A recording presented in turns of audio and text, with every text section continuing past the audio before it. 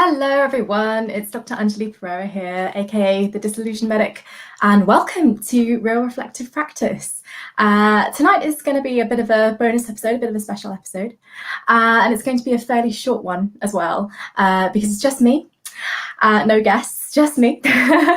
I wanted to do this broadcast really because I've been hosting this show, Real Reflective Practice, for a few months now, and people have been asking me what it's all about, why I'm doing it. Also, doctors tend to run a mile when they hear the words reflective practice. So I wanted to explain a bit about why this is different from the type of reflection that you've been told to do before. I'm just going to be monologuing, but feel free to comment if you want to, either in the chat or in the comment section below. Otherwise, you can reach me on social media. I'm on Twitter and Facebook at Disillusioned Med, or you can send me an email at drangeleeperera@gmail.com. And please do hit that like and subscribe button if you are enjoying these videos. It really helps. So, as you know, if you've been watching the show, every week I take a different theme, like guilt or hope or change or professionalism, which is the one that I did yesterday. And I invite a guest. They can be doctors, they can be other medical professionals, or they can be non-medics. And we talk, we just talk. We have an informal chat and it's lovely. We have a conversation around the theme. And what that means to us. We tell our stories, and I always let my guest choose the theme, because then it's something that's personal, that's meaningful to them, and I can talk about anything, so it's fine. And really, the reason I do this is these are the kinds of conversations that I used to crave when I was a doctor. They're the kinds of conversations that I have with my closest friends. I really like musing on things. I like philosophizing. I love the personal insights and sometimes even the revelations that come out of those kinds of conversations.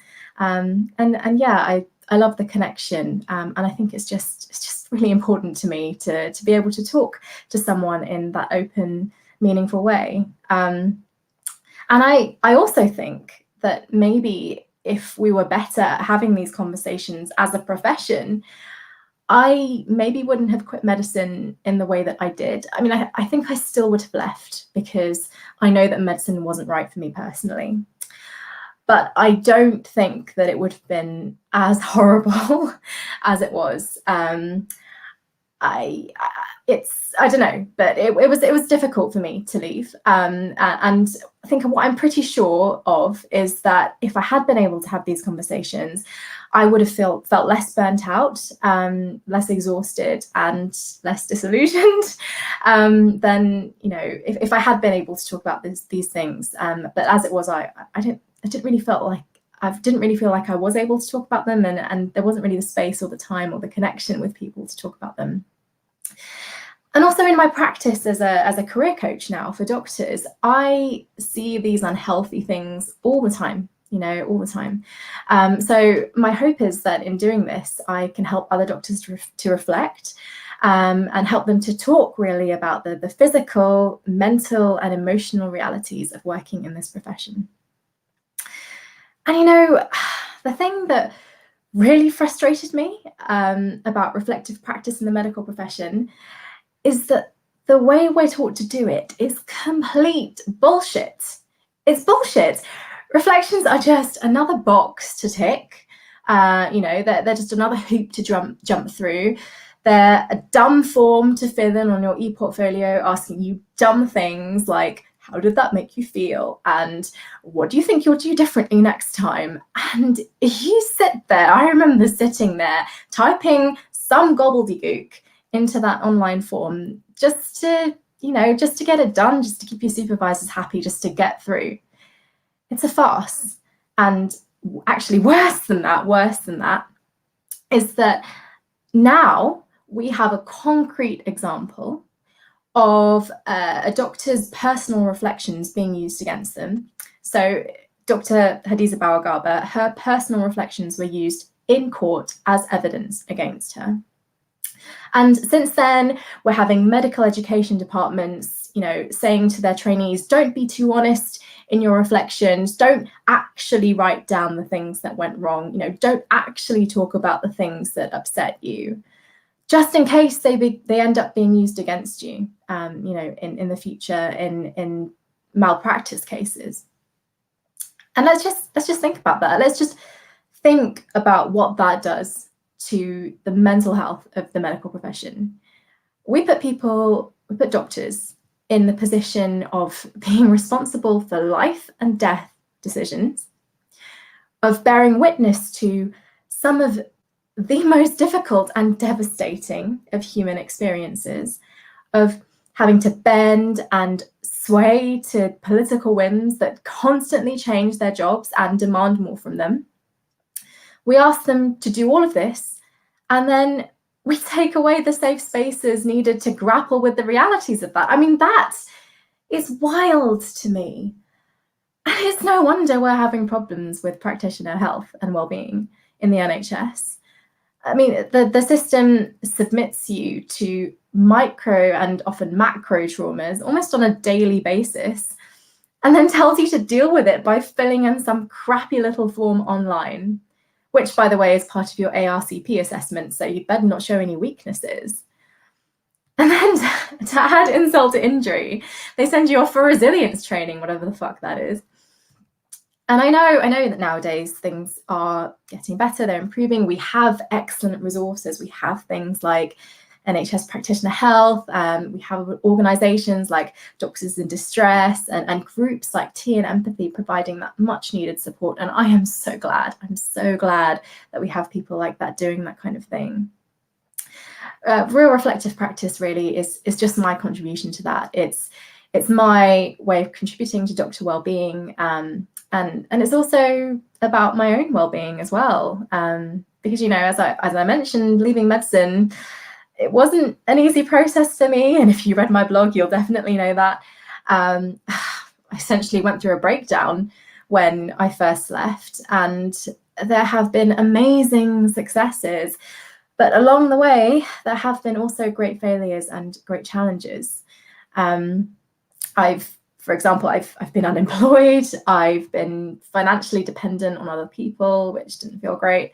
I've had horrible narcissistic bosses. I've been impacted by really quite ugly corporate breakdowns and leadership disputes. I've been made redundant. I figured out how on earth to go back to work after having a baby. And that was hard for me. And, you know, just recently, like a lot of other people, I had my livelihood just wiped out by COVID-19.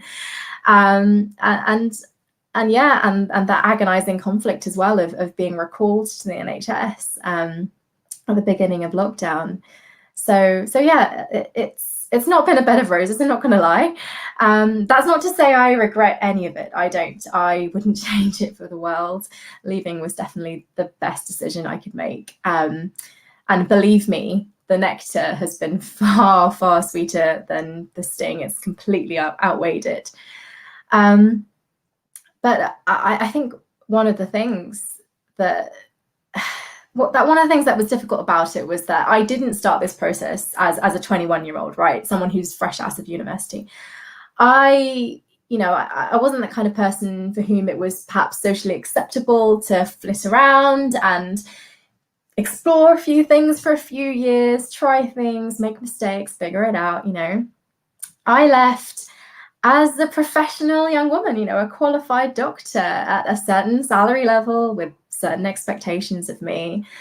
And I was also on the brink of a different stage of life, you know, a stage that involved marriage and mortgages and children. So I really felt like I should have my career figured out by now. But I hadn't, you know. I felt like I had to prove that I'd made the right decision to leave medicine by being wildly successful outside of it. And yeah, all of these things, they weren't really about my happiness and my well-being. They were about what other people thought of me, what other people expected of me, and also really the ridiculously high standards and expectations I had of myself. And reflecting on all of those things and allowing myself the space to really process that stuff, it's really led me to a better understanding of myself, and my thought processes as well. And it means that I can't always, but I often can name things, and that's helpful. I can see them for a bit more for what they are, rather than just feeling this sense of intangible depression and shame and, going into a negative spiral about it. So when the pandemic came and we went into lockdown in March, and I was trying to think of ways that I could help and contribute and support doctors in this extraordinary time, I knew that reflective practice would not only help them, it would help me as well. So I thought I'd talk a little bit now about what reflective practice is and how I define reflective practice. So there are 5 elements to it for me that I want to tell you about, 5 pillars, if you will. And they are exploration, engagement, listening, learning, and empathy. So let's go into each of those pillars a little bit. Number 1 is exploration. And by that, I mean that reflective practice is not goal or destination orientated. You are not expected to find the right answer, because we're talking about the complexities of human emotions and experiences, and there often is no right answer to that kind of thing. Doctors do tend to be very goal orientated. I count myself in that as well. And we are all taught from such a young age, to see every question on the test as having to be approached in a certain way. But in the reality of life, the test isn't like that. There's often barely a concrete question, right? You feel the way you feel. There may be no rhyme, no reason to it. Sorry, that's my little girl. She's not very happy. So all you can do really is try to explore that feeling. For example, if you feel like you hate medicine and you want to leave, don't assume that having that conversation will automatically mean that you eventually will have to make the decision to either stay or go, because that's a big thing. That's pretty scary, right? I mean, I know it sounds counterintuitive, but it's good because it takes the pressure off that conversation. It's no longer an, oh my God, I have to decide on my whole future kind of conversation. It's much less overwhelming than that. It's just engaging with that thought. And there may be multitudes of reasons why you're feeling that way. It may be, there might be a lot that's going on behind there. And it may be to do with your past. It may be to do with, burnout and what's going on in your job now. It may be to do with current circumstances, family. There's so many things that could be contributing to that. Working through those things doesn't necessarily mean that you're laying down a path to leave medicine. It may just be that you're laying down a path to practicing medicine in a different way, in a healthier way. So be open to not knowing where you are or where you might end up. Number 2 is engagement. Reflective practice is engaging in the conversation. It can be a conversation with yourself, it can be a conversation with other people, but the key is opening your mind to the discussion, and being willing really to look at things from different perspectives. I think in medicine, we often shun the philosophical as being fluffy and hippy-dippy. We can be very judgmental. But in our search for meaning in our lives, all we can often do is try to mesh those abstract ideas with our lived experiences. And really try to make sense of that. So for example, one of the things that really helped me in my decision to leave medicine was reflecting on how my identity was impacted by being in the medical profession. I realized that medicine had taken over so many parts of me. And I was in this bizarre, codependent kind of relationship with it. And it had become so much a part of me that I could no longer imagine myself without it. It was a painful realization, but in engaging with this concept of identity, I began to remember who I was before I went into medicine, to reintegrate forgotten parts of myself, and also to make space for new parts of myself as well. So don't be afraid to take the deep dive. and make time for it as well. Number 3 is a critical part of reflective practice, and that is listening. Often, when we're talking to people about their problems, we impatient medics like to jump in. We like to get the major bits of the history. We do a quick examination and we slam down a working diagnosis. We put together a treatment plan. And to be fair, in our practice, the system forces us to be that way because we don't have time for anything else. But in more personal terms, when you're having personal conversations about the way you think and feel, you may have experienced this. You may have experienced a lack of active listening from the people that you're trying to talk to. That they may be well-meaning friends or family or colleagues, and they just want to help, but they butt in with solutions before you've even finished explaining the problem. And perhaps they'll say things like, you should be doing this, and you shouldn't be feeling that. Maybe you even do that to yourself. But the great irony here is that often people don't want solutions. They just want to be heard. They want to tell their stories and be heard. And jumping in too quickly with a plan merely invalidates and minimizes their experience, really. And for me personally, it makes me feel that that person doesn't really care what I'm thinking.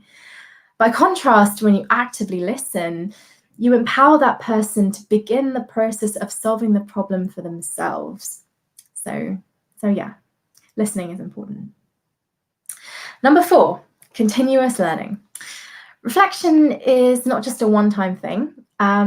Sometimes there are things that we have to grapple with over and over and over again. Sometimes we have to come at it from 50 different angles and process it in different ways. Sometimes experiences may even come back, they may come up from the past, from a long time ago. You thought you dealt with it, but here it is again. Suddenly a new event or new situation shines a different light on it. And then you need to deal with it all over again. And it's a cycle that sometimes needs to be repeated so that we keep, as I said before, we keep integrating our experiences into our identities. An example of this for me was the conflict I felt when leaving medicine. I thought I had completely got over that. I refer to myself as very happily divorced from medicine. And I thought I no longer felt any draw to the profession whatsoever. And I didn't feel any guilt about having left it. But then COVID-19 hit and they gave me back my license to practice just like that. And they asked me to come back. And as I mentioned earlier, suddenly all of those feelings of conflict came rushing back to me. And I was right back to where I started. But now from a very different angle. And obviously the circumstances had changed somewhat. So I realized I still had stuff to work through. And it is humbling to think that you can change, your feelings can change, that there's always more. There's always more to learn. Number 5, the last one, and perhaps the most important one, is empathy. And this is as much about self-directed empathy as it is about having empathy towards the people you're reflecting with. Medicine, as I said, can be such a judgmental space. Medics are often perfectionistic people. I am one of those people with insanely high standards. So when mistakes are made, or we fall short of the way we think we should be, or other people fall short of the way that we think they should be, the criticism can be brutal and unrelenting. And often the worst of it can come from within us. But in reflective practice, we follow the concept that feelings are never wrong. Okay, feelings are never wrong. Feelings are just feelings. We cannot help them. We cannot control them. They just are. And all we can do is recognize them and try to understand them and then figure out what we can do in response to them.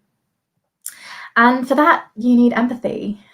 And remember, empathy is not the same thing as endorsement. You don't have to agree with a feeling or think it's fundamentally right in order to try to understand it.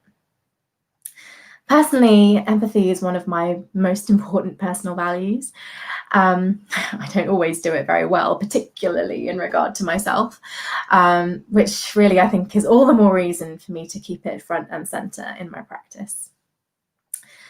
So those are my 5 pillars of real reflective practice. And, you know, I love that following these principles leads to storytelling and capturing insights and connections really with other human beings that help me feel heard and help me to understand just a tiny bit more about my place in the world. And I hope that if you feel inspired to reflect in this way too, that you will also feel some of those things. So that's all for tonight. I'd say it would be short, but I hope that it was interesting and useful for you. So yeah, thank you very much for listening. I have been Dr. Anjalee Perera.